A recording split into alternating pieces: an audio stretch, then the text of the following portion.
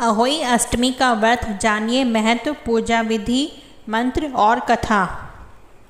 श्रेष्ठ कार्तिक माह के कृष्ण पक्ष की अष्टमी को करकाष्टमी नामक व्रत का विधान बताया गया है। इसे लोक भाषा में अहोई आठे या अहोई अष्टमी भी कहा जाता है। अहोई का शाब्दिक अर्थ है अनहोनी को होनी में बदलने वाली माता। इस संपूर्ण सृष्टि में अनहोनी या दुर्भाग्य को टालने वाली आदि शक्ति देवी पार्वती हैं। इसलिए इस दिन माता पार्वती की पूजा अर्चना अहोई माता के रूप में की जाती है। अहोई अष्टमी का व्रत 5 नवंबर रविवार के दिन रखा जाएगा।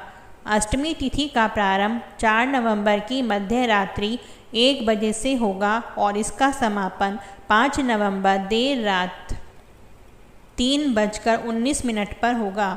उदया तिथि के अनुसार अष्टमी तिथि 5 नवंबर रविवार के दिन है, तो इस दिन ही अहोई अष्टमी का व्रत रखा जाएगा।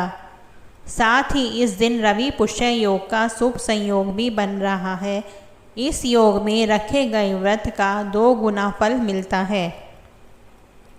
अहोई अष्टमी का व्रत की मान्यता है कि इस व्रत को रखने से संतान पर आने वाली सभी बाधाएं दूर हो जाती है। स्त्रियां ये व्रत संतान सुख और उनके उज्जवल भविष्य के लिए ही रखती है। इस दिन माता पार्वती के रूप में अहोई माता की पूजा की जाती है। अहोई अष्टमी पर इस कुंड में करें स्नान। मान्यता है कि अहोई अष्टमी के दिन यदि ऐसे दंपत्ति राधा कुंड में स्नान करें तो उन्हें पुत्र रत्न की प्राप्ति होती है। राधा कुंड मथुरा नगरी से 26 किलोमीटर दूर गोवर्धन परिक्रमा के दौरान पड़ता है।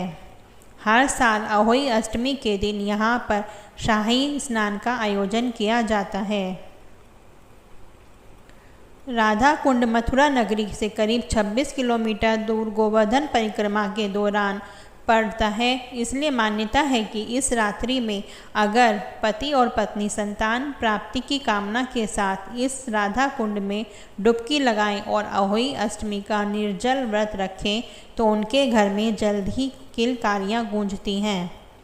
इसके अलावा जिन दंपत्ति को यहाँ स्नान के बाद संतान प्राप्ति हो जाती है वे भी इस दिन अपनी संतान के साथ यहाँ राधा रानी की शरण में हाजिरी लगाने आते हैं और इस कुंड में स्नान करते हैं।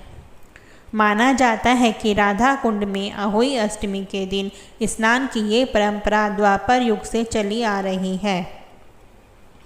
अहोई अष्टमी के दिन राधा कुंड की हुई थी स्थापना। माना जाता है कि राधा कुंड की स्थापना द्वापर युग में अहोई अष्टमी के दिन ही हुई थी। भगवान श्री कृष्ण ने इस कुंड में रात करीब 12 बजे स्नान किया था। इसलिए आज भी यहाँ अहोई अष्टमी की मध्य रात्रि में ही विशेष स्थान होता है। हर साल देश विदेश से आए लाखों भक्त यहाँ कुंड के तट पर स्थित अहोई माता के मंदिर में पूजा करते हैं और आरती कर कुंड में दीपदान करते हैं। अहोई अष्टमी पूजा विधि। अहोई अष्टमी के दिन महिलाएं सूर्य उदय से पहले उठकर स्नान करके व्रत का संकल्प करती हैं। पूजा के लिए गेरू पर दीवार से अहोई माता का चित्र बनाएं, साथ ही सेही और उसके 7 पुत्रों का चित्र भी बनाती हैं। चित्र बनाने की जगह मार्केट से खरीदे गए कैलेंडर का भी इस्तेमाल कर सकते हैं। सामग्री के लिए अहोई माता मूर्ति, माला, दीपक, करवा, अक्षत, पानी का कलश, पूजा रोली, दूब, कलावा, श्रृंगार का सामान, श्रीफल, सात्विक भोजन, बायना, चावल की कटोरी, सिंघाड़े, मूली, फल, खीर, दूध व भात, वस्त्र, 14 पूरी और 8 पुए जरूरी होते हैं। अहोई अष्टमी में इस मंत्र का करें जाप। अहोई अष्टमी में 45 दिनों तक ओम पार्वती प्रियनंद नाय नमः का 11 माला जाप करने से शुभ फलों की प्राप्ति होती है।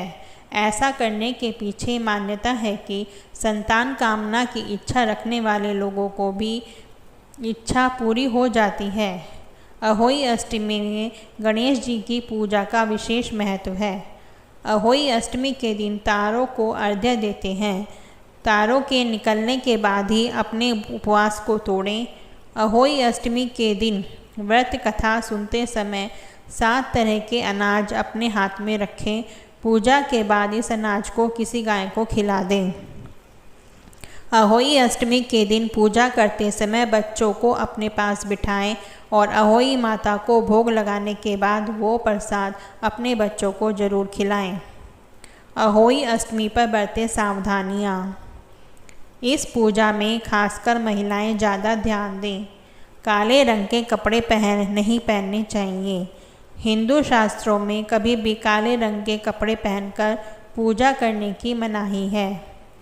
ऐसे में अहोई अष्टमी पर ध्यान रखें कि व्रत रखने वाली महिलाएं नीले रंग के वस्त्र न पहने। साथ ही पूजा के शुरू करने से पहले भगवान गणेश का नाम जरूर लें।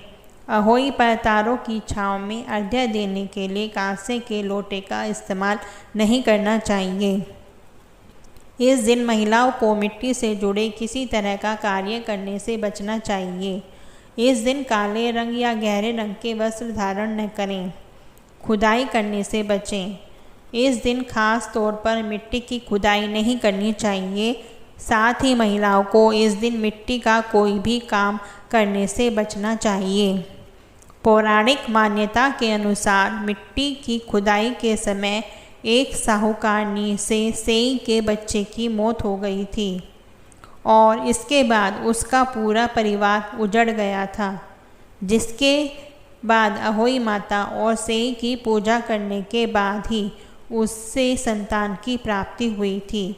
तभी से ये व्रत रखने की परंपरा चली आ रही है। अगर आपको यह कहानी अच्छी लगी हो तो इसको लाइक और शेयर